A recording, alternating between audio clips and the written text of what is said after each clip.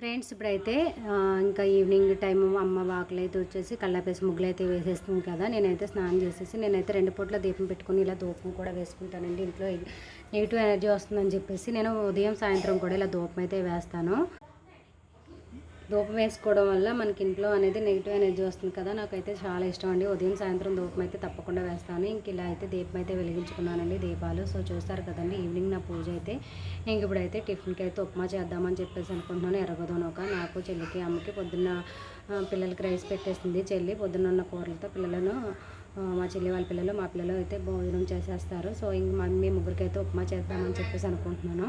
So ఇంకా కనుక నచ్చినట్లయితే తప్పకుండా ఒక లైక్ ఇవ్వండి ఫ్రెండ్స్. అలాగే నా వీడియోకి ఫస్ట్ టైం చూస్తున్నట్లయితే సబ్స్క్రైబ్ చేసుకోకపోతే సబ్స్క్రైబ్ చేసుకోండి. నా పూజనట్లయితే తప్పకుండా ఒక కామెంట్ చేయండి, లైక్ ఇవ్వండి ఫ్రెండ్స్. లైక్ ఇస్తే నా వీడియో మరింత మందికి పోస్ట్ అనేది వెళ్తుంది. ప్లీజ్ ఒక లైక్ అయితే ఇవ్వండి. పిల్లలతో చాలా డిస్టర్బెన్స్గా ఉంటుంది వీడియోలు తీయాలన్నా.